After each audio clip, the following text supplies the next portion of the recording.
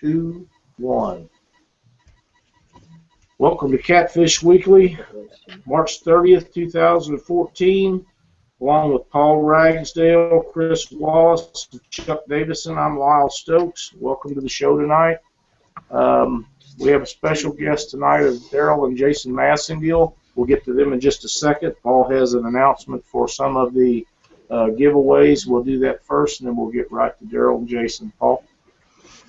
All right, guys, this is going to be the last chance that you get to enter. You need to take a picture, put it in front of you like this, catfishweekly.com on the top, Whisker Wear Apparel at the bottom, and that picture has to be uploaded to the Catfish Weekly Facebook like page, and that has to be done before the end of the show today. If it's not, then it's too late. And then we'll choose the winner on the April 6th, I believe. And for April 6th, or April, we'll be giving away Dead Red, so 18 bucks that stuff coming. So, you guys want to make sure you pay attention to get into the giveaways. And I'll turn it back over to Lyle. You want to go ahead and allow them the deadline to be all the way through the 31st, just tomorrow, end of the day tomorrow?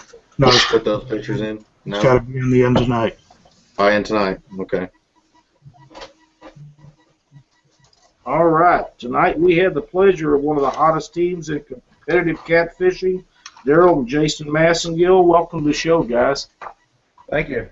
Glad to be here. We're going to pass this around and let everybody ask you some questions. The topic tonight is bait presentation, but before we get into that, I had the pleasure of meeting you guys a few years ago at a couple of tournaments and watched you in a video that you've done with Chris Stout, or Brad Stout, I'm sorry. And you guys are been on a roll the last several years, and it's amazing that the finishes you all put together. Is this something you guys have done since you was kids, or you just decided one day you wanted to start tournament fishing?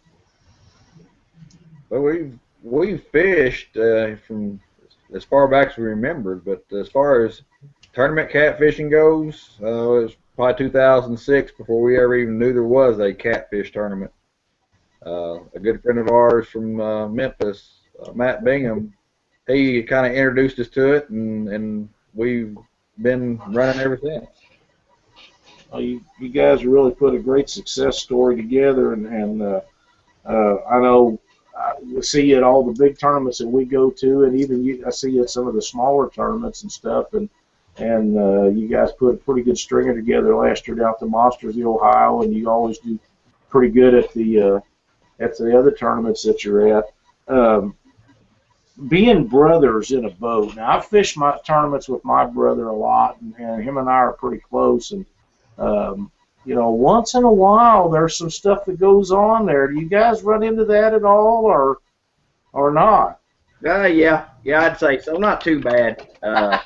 I think it's actually an advantage. We've had several people ask us, and one guy told us, he said, I know your secret. He goes, the fact that you're brothers, you can say about anything to each other and not, let it roll off your shoulder. But nothing too bad. Little things, but no, nothing too bad. We shoot each other straight. I mean, if I think he's full of it, I tell him you're full of it. And, he's the same way back. But like he said, it's in one ear and out the other, and we move on.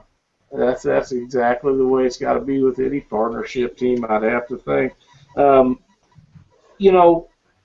topic tonight is bait presentation, and I'm sure that you guys would agree that fresh bait and the way you present it to the fish makes a big difference. Is there anything that you could tell us that would help some of the listeners if they was starting out that would be beneficial to them on what they do with their bait to catch more fish? Take care of your bait. I mean, I know that sounds like common sense, but a lot of guys, whether they're catching shad or bluegill or skipjack or about anything, I've seen them, throw it right in the bucket and leave it in the bucket. It get hot. We try to keep our bait, get it on ice as quick as we can.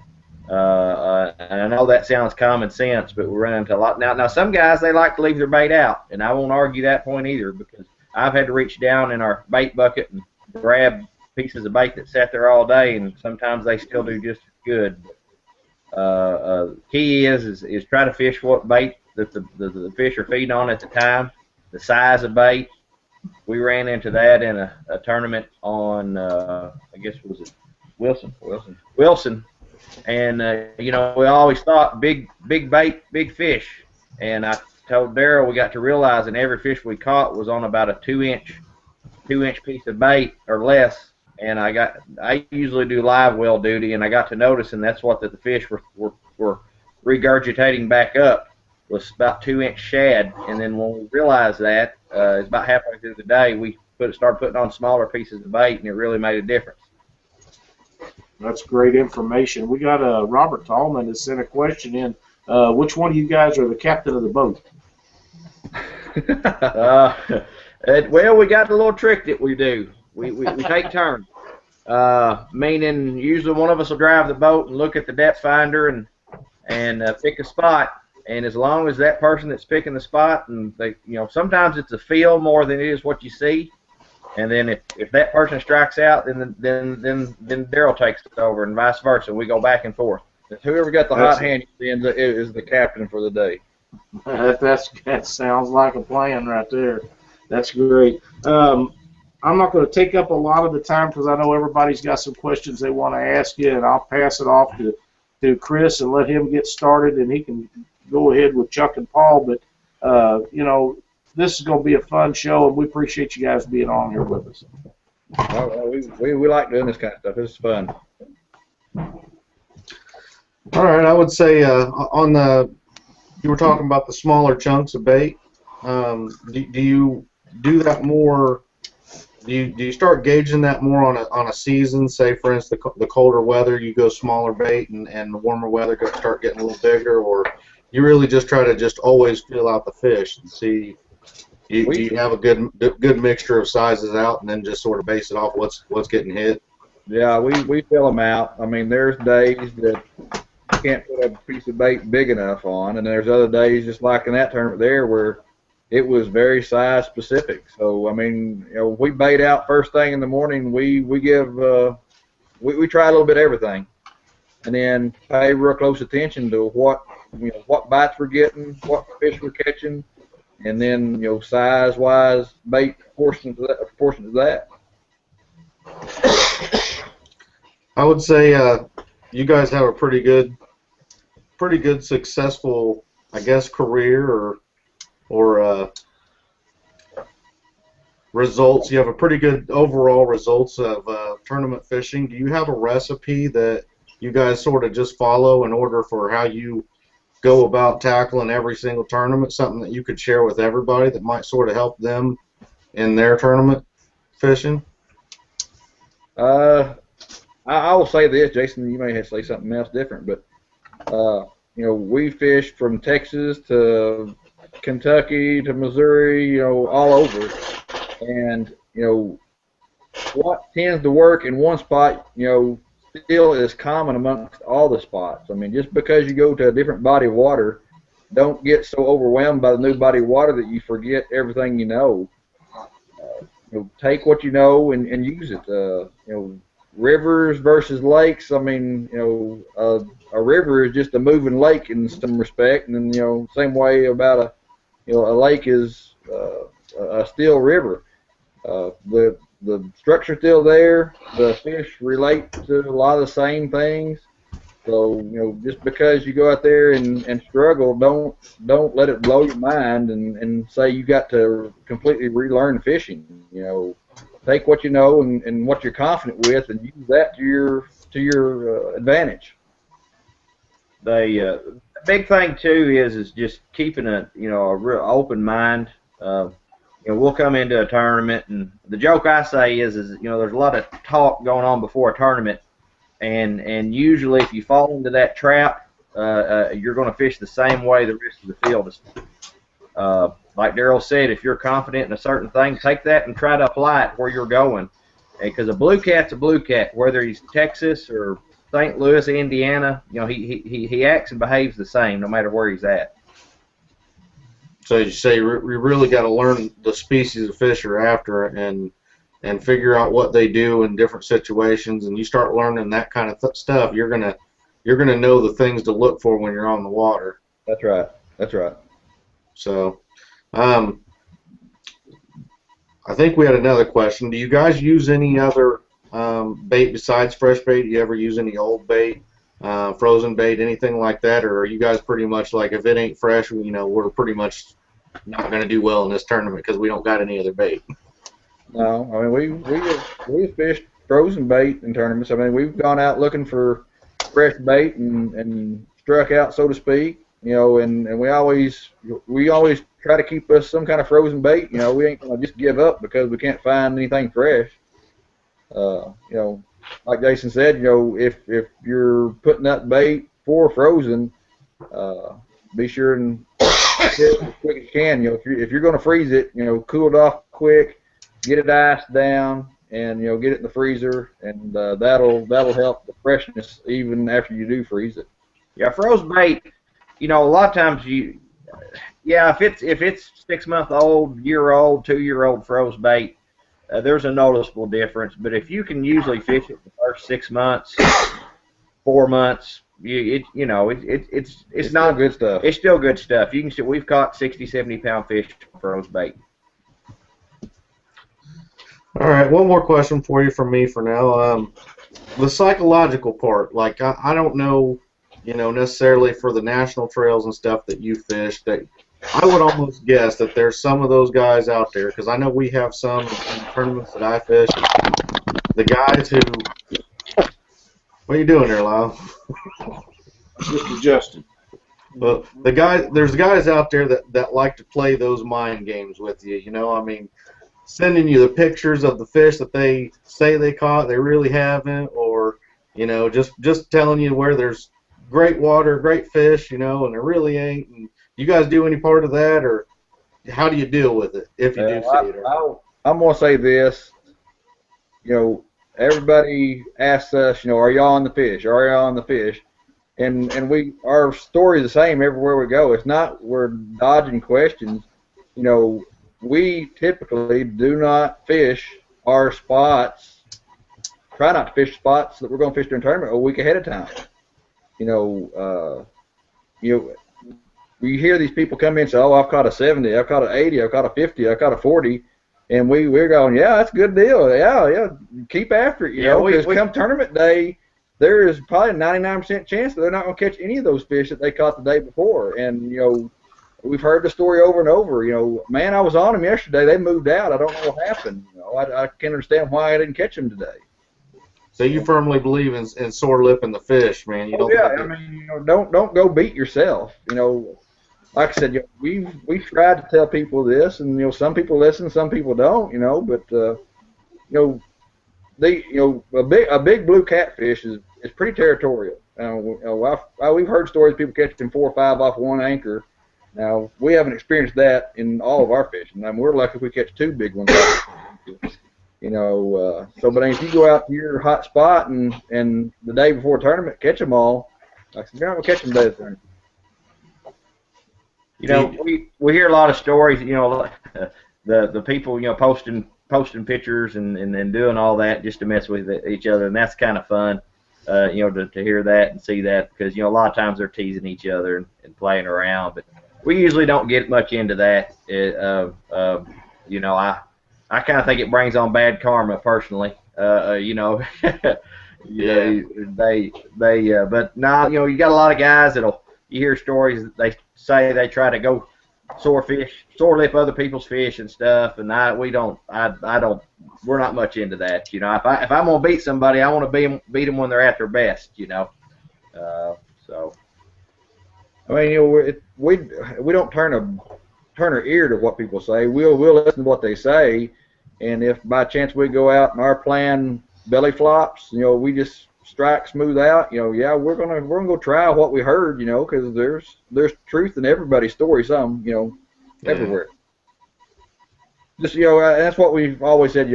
Fish smart, and let the rest take care of itself. the joke for me and Daryl is if you'll honestly tell the truth. You know, we've told people. Jeff Dodd gives us a hard time. We'll tell him something the day before a tournament, and then we'll fish that next day.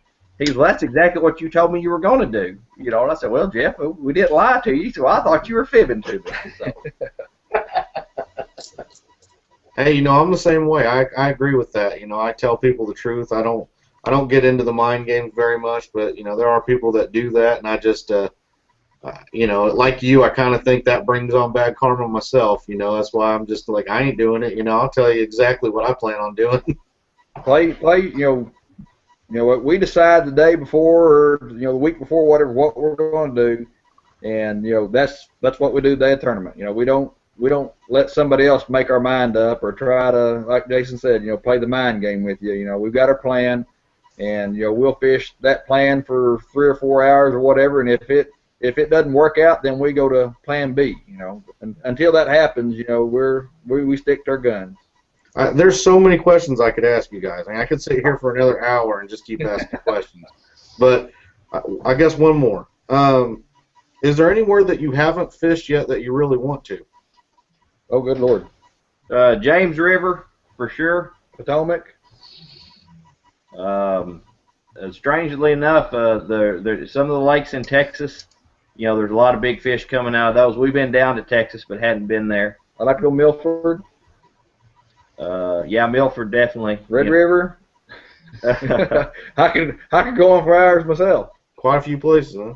Oh yeah, yeah. I mean, we've been fortunate that you know we've been able to go to a lot of places we wanted to so far, and but like I said, there's still always places that we hadn't got to go yet. I'd love to go fish in the lower Mississippi River, down around Baton Rouge towards New Orleans. You know, we keep on hearing stories about people that fish down there that say that, you know, everybody down there that wants to catch a big fish goes to the Gulf of Mexico, and it's an untapped resource. You know that there's catfish down there that's as big or bigger than what everybody's catching in St. Louis and Memphis and southeast Missouri. So that's definitely on a bucket list there.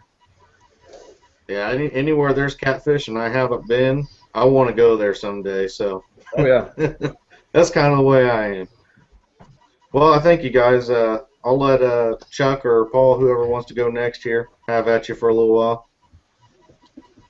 All right.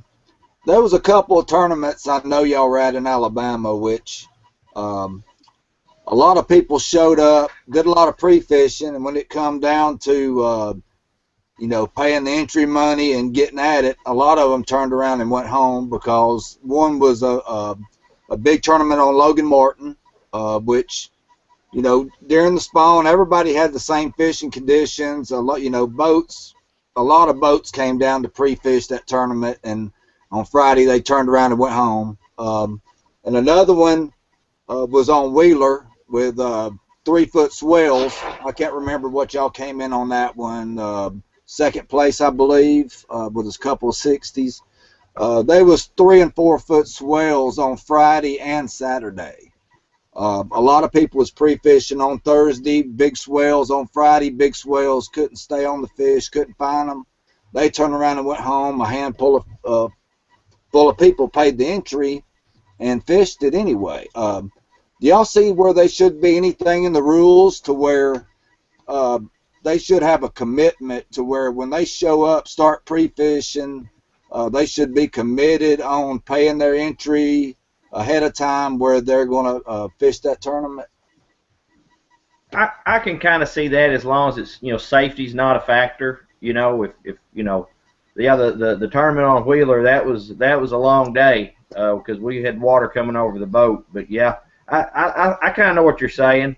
Something else, too, we've noticed, you know, we've had situations where we can get down there a day or two ahead of time, do some looking and not catch fish. And, you know, sometimes they just don't bite, and they won't bite for 2 or 3 days. And Daryl's analogy is hey, that's fine if they're not biting the day, 2 days before the tournament. I like it when they don't bite the day or two before. That tells me they're going to bite sooner or later, and when they do, usually they put on feed bags, and it can be amazing. And that's the tournament you're talking about at Wheeler. I think we won that one. That was the one that, you know, everybody, like you said, the wind, it was tough fishing. Nobody was catching nothing. You know, the wind was tough. and that was the day that we threw back 5 over 60. We turned in our 260s, but we threw away 5 that day that weighed over 60. Right. And was having a really tough time coming into that tournament. That Thursday, Friday, couldn't hardly catch them, and we had confidence in where we were fishing, and then luckily the fish bit for us. I think I think our catfishermen were our own worst enemy. Meaning we'll talk each other out of it, and sometimes I think that's a factor in these where they'll talk each other out of it and go home. I mean, in any tournament, I don't care what species you're fishing for. You're gonna have good days and you're gonna have bad days. The fish just bite, or some days they bite good and some days they don't bite good. But that's the thing about it is, on the days they don't bite good, they tend to not bite good for everybody. So everybody's still on a level playing field. And just because I didn't catch 100 pounds of fish didn't mean that I didn't do any good. If it only takes 30 pounds to win, yeah, it's not as fun that day, but still you are competing against some of the best out there, and those are the days that, I guess the cream rises to the top, and people that can keep their confidence level up and stay focused is the ones that tend to do the best. I mean, it doesn't necessarily mean you're the best fisherman, you just got a better game plan.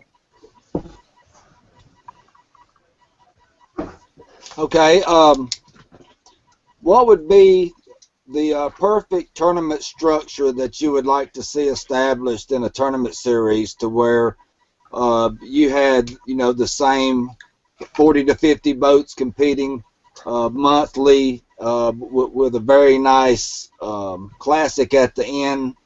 And what type of entry fee would you like to see, again, with added money from some good sponsors, to see come along in the next 4 or 5 years that y'all would really like to get in and compete on with the top people in the United States monthly?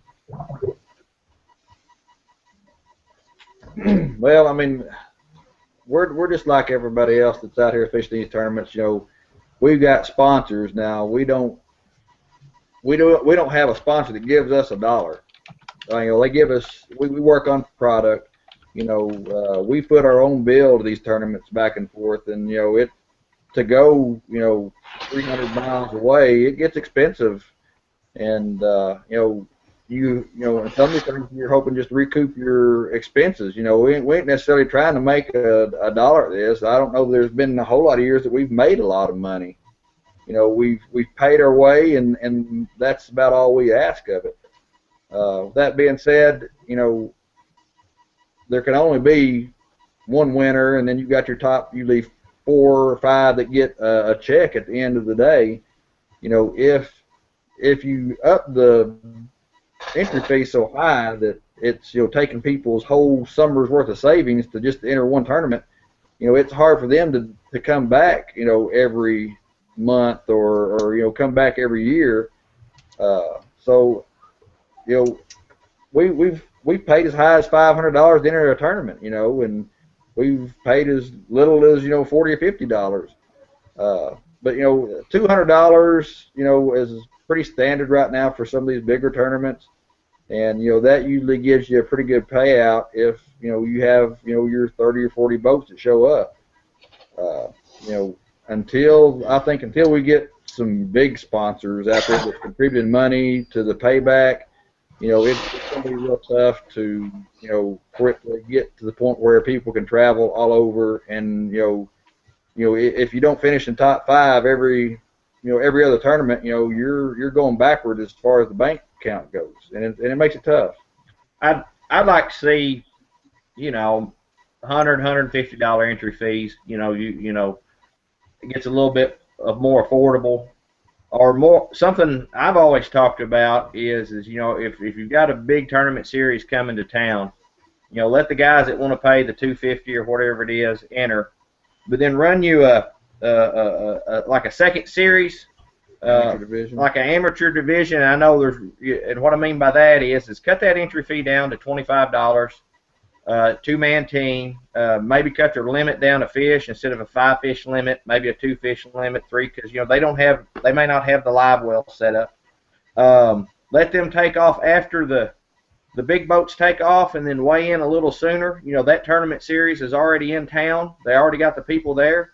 So, you know, and don't let them overlap. And then once you win that junior amateur series, then you can't continue to fish it. Meaning, then you got to step up, and you'd always have new winners. And the key is, as long as you cash a check, you know, my joke is you know, when we have a bunch of money spent, and I come home with a check, Mama's not near as mad at me if I'm cashing some money instead of no money. So that's kind of my thoughts. That's to grow it up to what we need to be.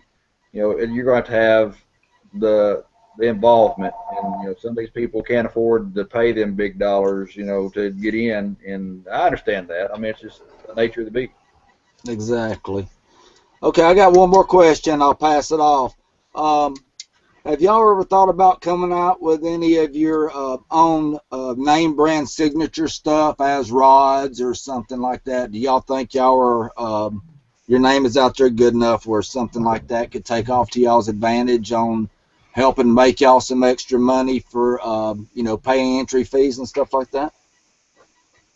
We've thought about it. You know, like I said, we work full-time positions. You know, I work 60 to 80 hours a week during the summertime. You know, I don't have the time that I need to devote to, you know, making product or something like that. You know, if one of these other companies, you know, wanted us to endorse a product, you know, we're all for that. But I don't want to half-heartedly do anything. You know, I want to give it all I've got, and you know that I don't have the time to do it. I mean, and I'm sure Jason feels the same way.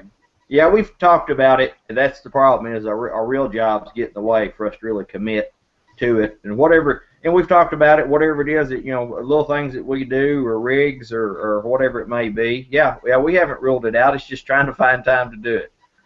Exactly. Okay, I'll pass it off to Paul. Go for it, Paul. Before we get to Paul, do you care if I go ahead and ask a couple of the Catfish Weekly member questions here? Go ahead. Go ahead. The first question we got is, he says, I know y'all travel extensively.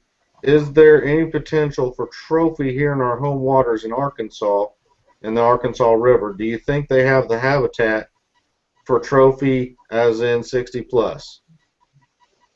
Oh yeah, yeah, I'd say so. Arkansas, you know, the joke in Arkansas is if you go me and Daryl's always said it, if you go catfishing and you don't catch any catfish, and then you take your bait home and fry up your bait, meaning a lot of people in Arkansas eat any and everything they can catch. I think if there was a little bit of a trophy law in Arkansas, it'd make a huge impact real fast.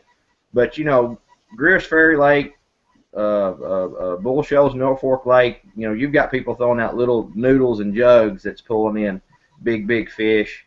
Lake Washita is good. But Arkansas River, we fished Arkansas River and have caught some 20, 30-pound fish out of it. You know, haven't spent a lot of time on it, but I'd like to because it looks like a really, really good river, kind of down around the Little Rock areas where we fish. But yeah, Arkansas definitely has it. Flathead, unbelievable flathead here in Arkansas. I just don't think that people have the equipment once you get a 60-pound flathead on to get it in. You know, I just kind of behind the times, at least here. His other question was, do you think weather is a factor on catfishing? Or I would ask also, add to that, do you watch barometric pressure or anything like that? Definitely. Catfish, and a cold front moves through, and I'm sure y'all are the same way. You know, when a cold front moves through, you know, there's been times where we just can't get them to bite. You know, I don't know, in a situation like that, we'll go fish for 2-3 pound fish. I mean, literally, the big fish get lockjaw. You know, we've been out on pre-fishing trips where we spent 12 hours on a cold front day and got one bite, and come back next week and catch 200 and something pounds out of the same exact spots. You know, so I mean, yeah, I mean, cold fronts, stuff like that, I don't like them. I mean, east wind is not my friend. Yeah, east wind's horrible, and if you think about it, you know, if you look at the way the The reason the east wind is a bad wind, it's because usually right after that cold front moves through. We really don't get down to the actual numbers and the pressures. We like to see a consistent pressure, but cold front blows through 24 hours for sure. It'll shut them down for sure 24 hours. So if you're fun fishing, yeah, and if a cold front blows through on a Friday night, you might do something different on Saturday, or at least that's what we do. Hook down and go for the shad gut. Yeah, there you go. Yeah, climb down. All right, go ahead, Paul. All right. Well, first I noticed that Lyle's not wearing his Cubs hat, so. You're right about that. And I'm losing my voice, so I'm not going to get long-winded. Kind of curious what your personal bests are. I don't know. We got separate personal best. We kind of like we fish as a team, so it's the team best, I guess. That's what's odd. As much fishing as we put in, we don't catch a whole lot of huge fish. I say we don't catch a lot. We catch quite a few big fish, but we ain't caught any of them giants that we're looking for. I think, what, 77? 77, 80, right in there. Yeah. It's we just can't get past that 80 mark. You We guys, passed fish on, But there were no doubt. that made those 80-pounders look, that just the hook pop loose or whatever, get wrapped up in structure that we just couldn't do nothing with, that we know were huge fish. But yeah, about 77, 80 pounds is our personal best. these guys don't get into a little bit of a personal competition or anything, or? We tease each other, give each other a hard time, make fun of each other. We've had tournaments where one of us catch every fish the whole day, and tease each other. Are you going? Ask are you going to fish today, or what are you doing? Help? What are you doing over there? Whatever you do so, whatever you got on your hands, wash your hands off because you can't catch nothing. Last year, our best tournament we ever had, I guess, was at Crystal City there.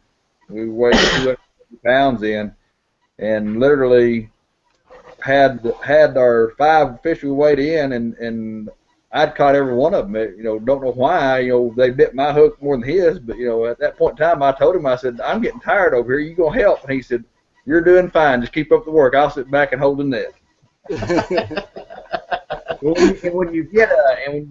When you get big fish on like that, and you so many times, it's the net man, honestly, reeling the fish in is the easy part. It's netting those big fish or running the trolling motor to keep the fish out, out of the other lines or out of the prop or out of the trolling motor. We've got ourselves in a bunch of binds just not paying attention while we're reeling the fish in. Right. Well, I will turn it over to Lyle. Like I said, I'm losing my voice, so. All right, Paul. The one thing that I wanted to ask you guys, when y'all made the Catfishing Dream Team, I got it sitting right here by my desk, and I watch it periodically. It's a great DVD. I need you to explain that supercut you was talking about on those shad. I think that would help me personally if I knew how you all done that. All right, that's what he calls the buffalo cut. The buffalo cut. For those of you guys that buffalo fish, I've got a good friend of mine, him and his dad. At this time of year, when the buffalo start running, they catch them in nets. And there's a certain cut that you'll do. A lot of people just cut the buffalo ribs out and throw the rest of the fish away because it has bones in it. If you'll take you a big shad or a skipjack, the steak itself, all right?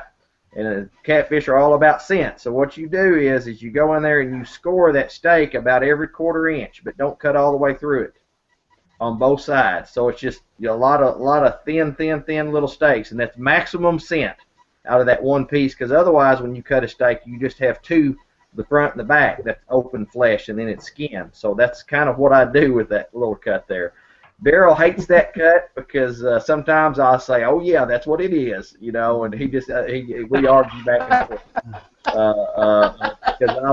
Because that's what we did at St. Louis. He was catching them all, and I said, oh, it's your tail now. He says, why? I said, I'm putting the old buffalo cut on.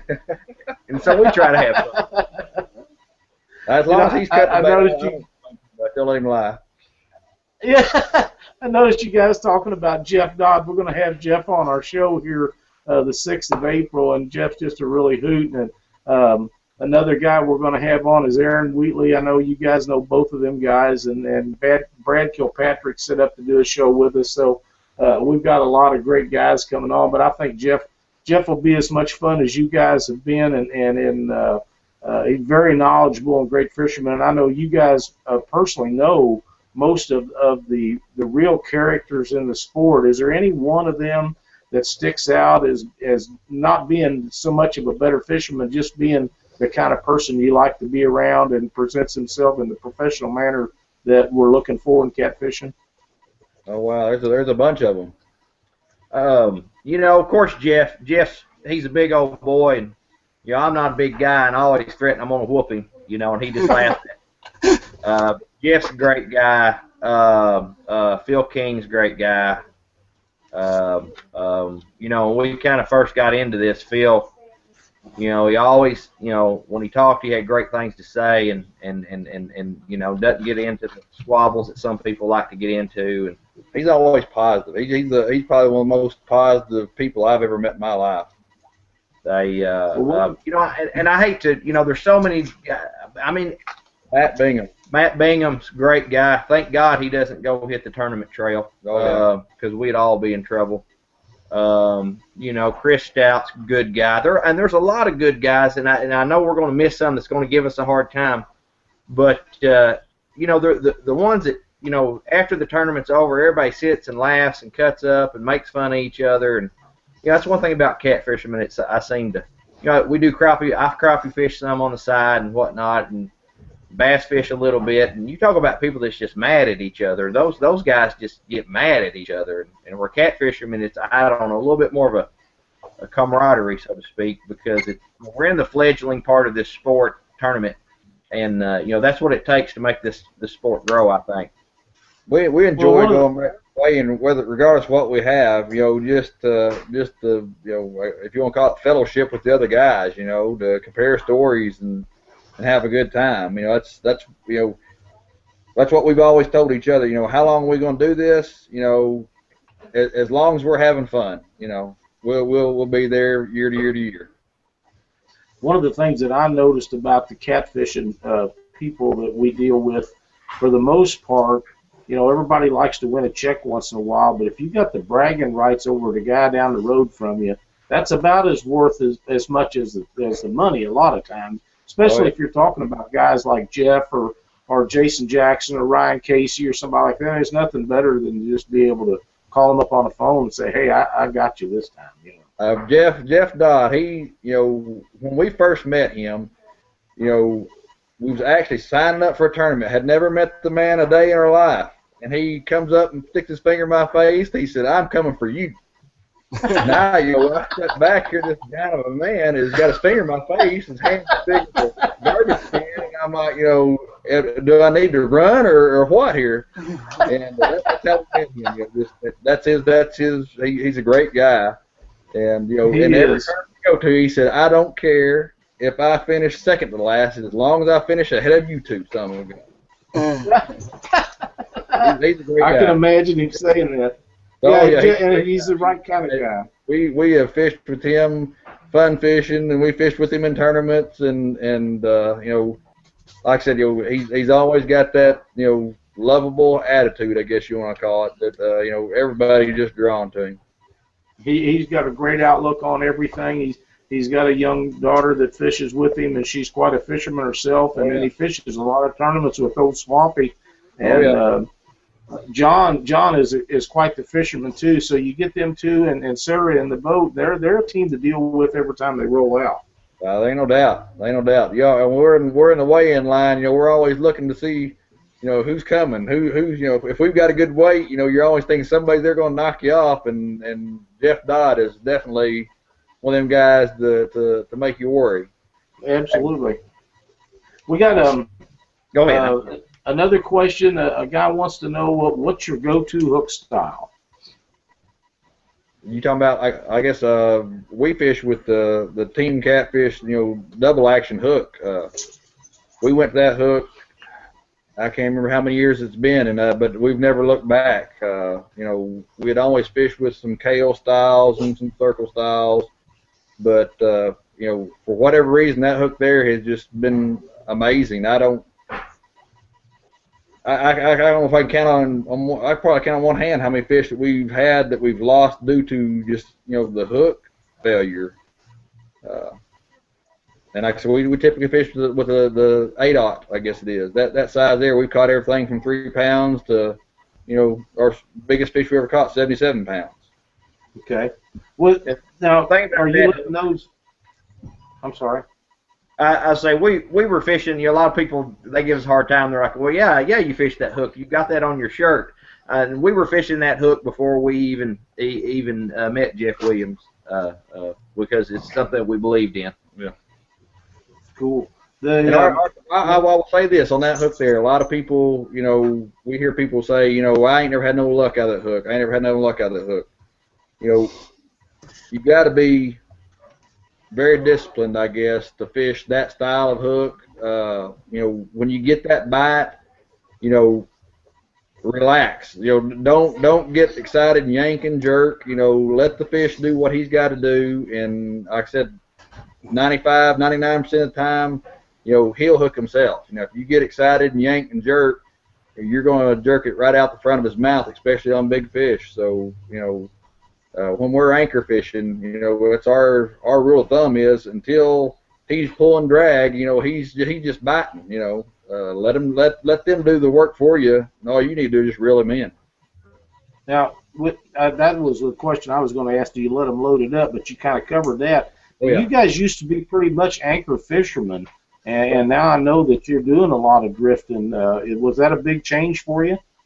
Oh yeah. Oh yeah. We literally, Phil King come along and pretty much spanked us around on our home water there a couple of years, and we said, we've got to, there's something to this. We got to figure it out. And we would take our anchoring rods and our drifting rods out there fun fishing. And we go drift for an hour, and we wouldn't catch nothing. And I said, let's go anchor. And we go back to anchor. And we literally, had to make a few trips where we didn't take any anchoring rods. We just took 2 rods to hold in our hands. That way we was forced to learn this. We actually went and did not have an anchor in the boat. Yeah, we had to leave the anchor at home. Had to leave the anchor at home because we were so used to going to that anchor, that we made ourselves learn a new technique. Because that's a little rule. We still have this rule. Every time we go fun fishing, we try something different every time. Just something different, just off the wall, totally different. And you'd be surprised what that dead water. Never caught a fish in dead water in this body of water, and all of a sudden just wear them out. That's good advice for somebody starting out. Do what?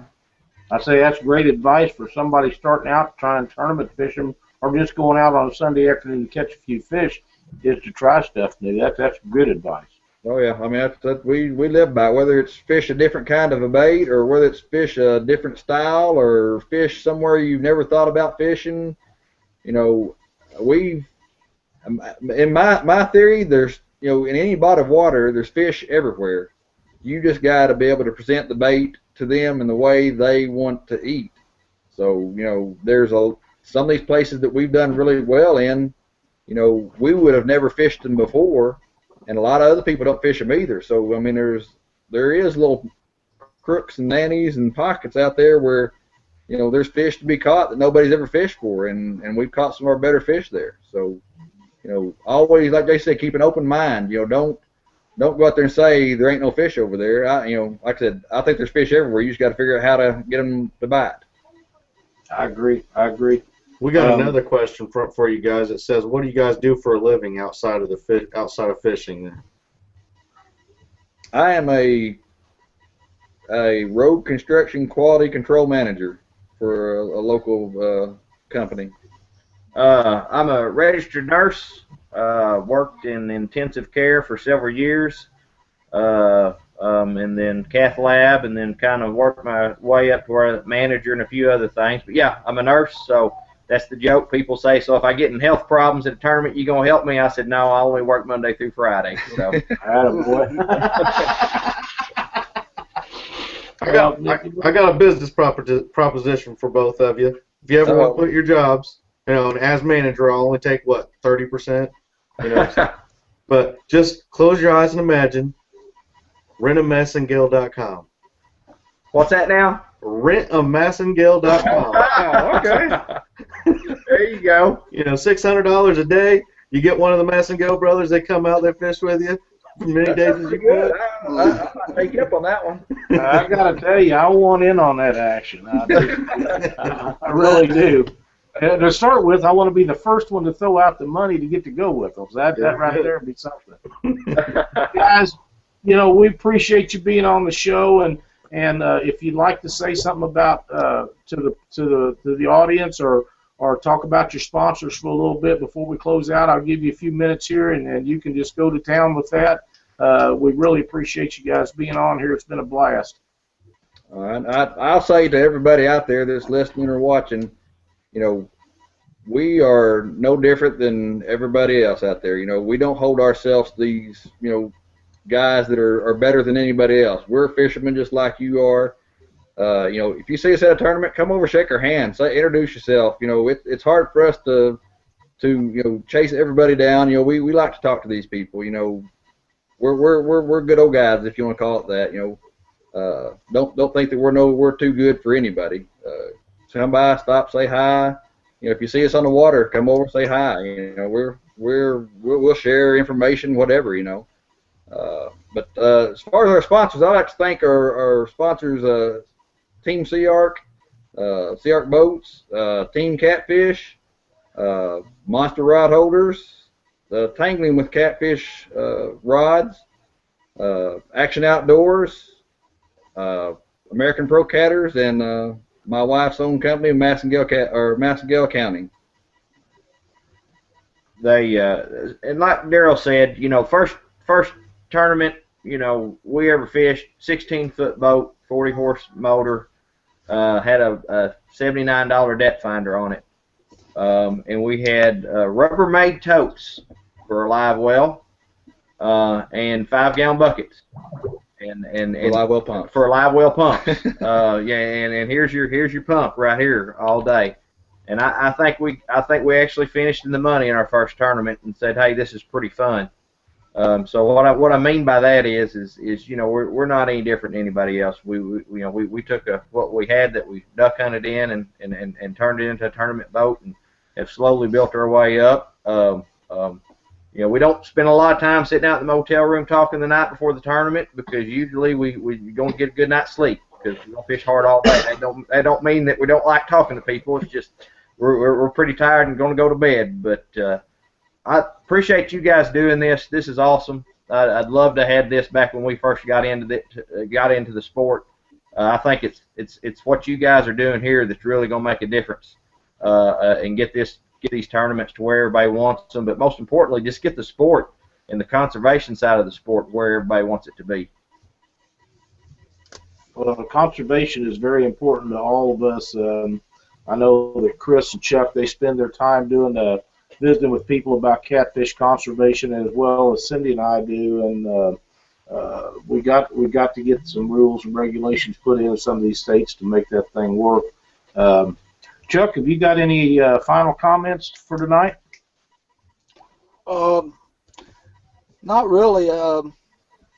I just are y'all going talking to the Massingills? Are y'all planning on fishing any tournaments in Alabama this year? If so, do y'all have any plans so far? There's supposed to be one on Wheeler this fall, is there not? Yes. I think there. Cabela's We on. like Wheeler. Wheeler's a fun place to come to. We'll definitely go to Wheeler. I'm trying to think. I don't have the schedule in front of us. Sometimes we got intentions on making it to most of the tournaments, but work kind of gets in the way every once in a while, messes us up. But definitely Wheeler. So when you everybody can come down and fish that place there, like I said, you know, win or lose, or just for fun fishing, that place down there is just plumb amazing. So how do you like the Alabama rules with 2 fish over 34 and 300? Do you think every state ought to go to that, or is that a pain in the butt for y'all on that kind of weigh-in, or what do y'all really think about the Alabama-Tennessee rules on that? We agree with the rule. I mean, you know, when we go to a tournament, you're just weighing in one weekend, and granted, we could have weighed in some phenomenal weigh-ins down there if it had it not been there. But for the better of the sport, if that rule had not been there, we wouldn't have had the opportunity to even catch fish like that. That's right. Those fish, when them fish get up to that size, 50, 60, 70, 80 pounds, those are your breeder fish. Those are the ones that are going to give the genetics for the next generation of catfish to grow up to be that size.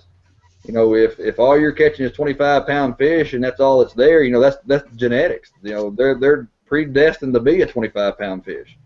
We start taking all these big 60, 80, 100-pound fish out of the waters and showing them off and killing them or whatever. All you're doing is you're ridding that genetic source, and that's what we want to keep in the waters. When we catch a big fish, we don't have a lot of pictures of, if we catch a big fish, we take about 3 seconds to try to get a picture of it, and he's back in the water or she's back in the water.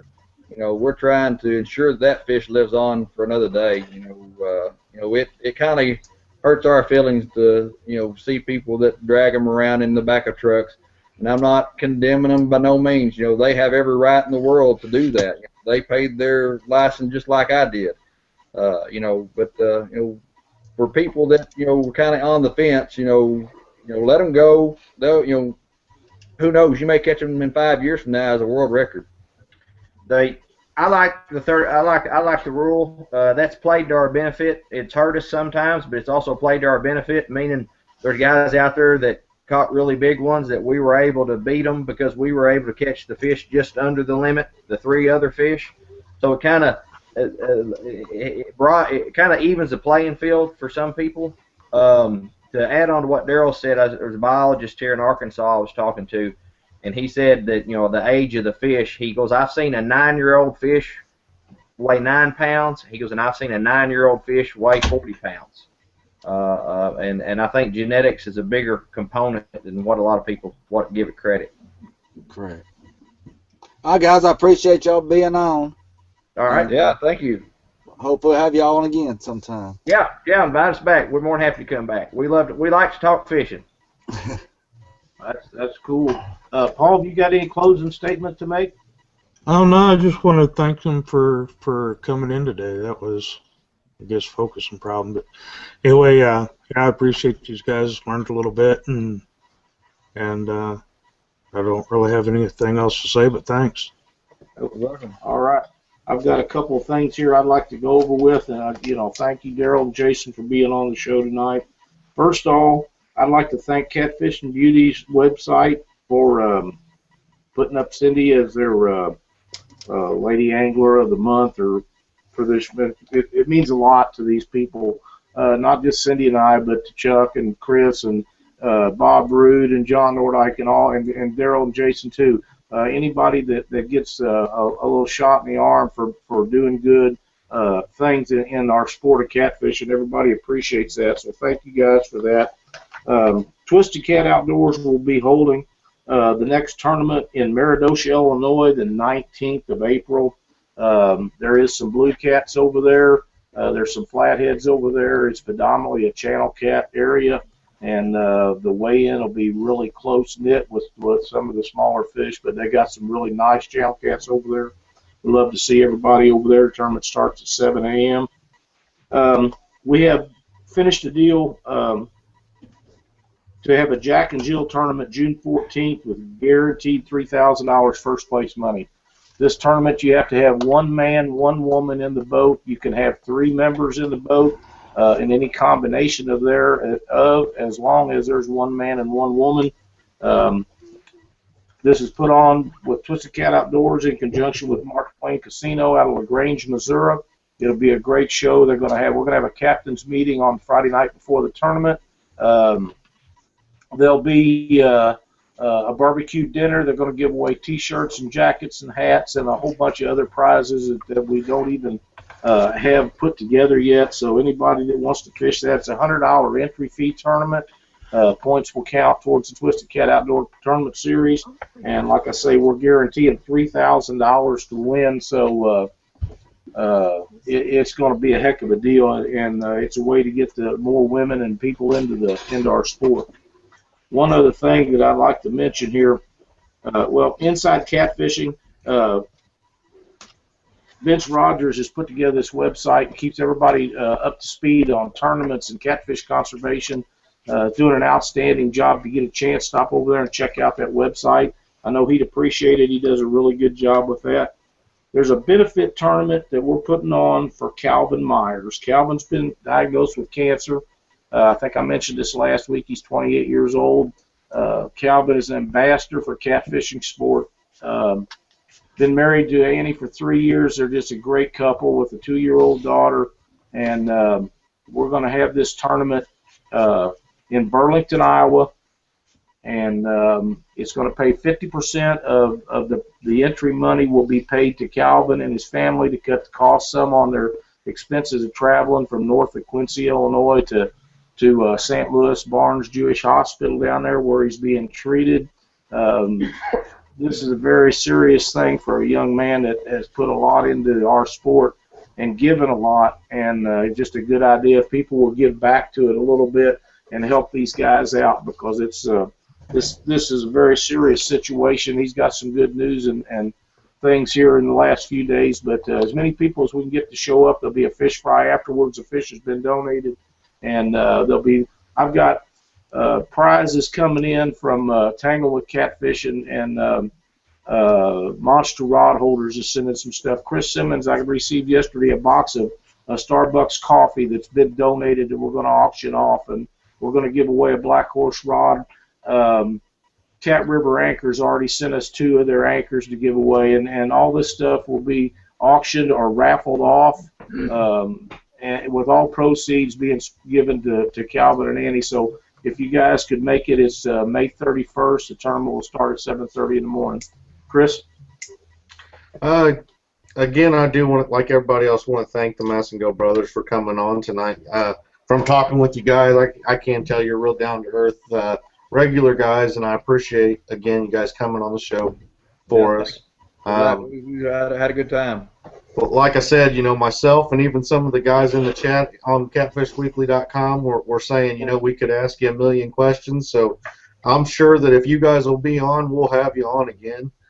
And also with your sponsor team, Catfish, Jeff Williams, he's a really good guy. He's also going to be a sponsor for our next month's prize packs that we're giving away with the Dead Red blood spray. I've talked with Jeff Williams quite a few times, and the guy is just absolutely 100% genuine, good guy. So definitely I like the Team Catfish hooks as well. They're the double actions. I've actually used those quite a bit myself. They're good hooks. The other products that he has, they're all really good as well. But besides that, I'll just go into the, as I say at the end of every show, every person on the show has their individual sponsors. The show itself is not sponsored by any company or product. We're not biased towards anything. We're 100% for the sport of catfishing. So we're just out here to help spread information, talk conservation, everything to do with just pushing catfishing into the future and making it the best sport we can. So I believe I'm done, and go back to you, Lyle. Well, that'll close out our show, and thank everybody for watching tonight. You can check us out and watch the show anytime on YouTube. Just go to Catfish Weekly on the YouTube link, and the shows will pop up, and you can watch. This will be episode 13, and watch us. Okay. One more thing I forgot. UnitedForCatfish.com. The United for Catfish project.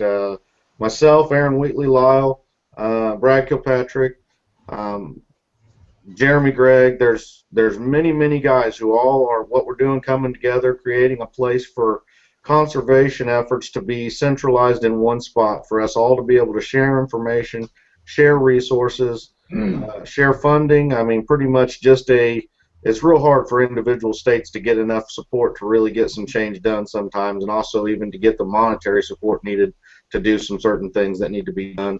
So with this project, we're getting everything united into one centralized hub to where everybody can work together. for many different things. There's going to be a round table of leaders for every state where they'll all be talking together, hopefully be talking with DNR and other officials. So there's a Kickstarter project going on right now. If you're not friends with me on Facebook, Chris Wallace or FUD Goes Catfishing, you can I'll put a link up on the video for this video on the catfishweekly.com website. That'll be a link to the Kickstarter campaign. We're raising funds just to help get the software started, get everything that needs to be done to get it going and running, and then after that's all paid for, it's just going into the general fund, everything beyond what we need to get going. So the general fund needs to be funded as much as possible for a long time. If you could do that, we'd appreciate it. And the donations are anywhere from $10 to $100. So the thermometer out there. Is that round thing? I'm done now. Okay, Paul, you going to sign us off? All right, we'll talk to y'all later. Thanks for stopping by. And until next week, we'll see you then.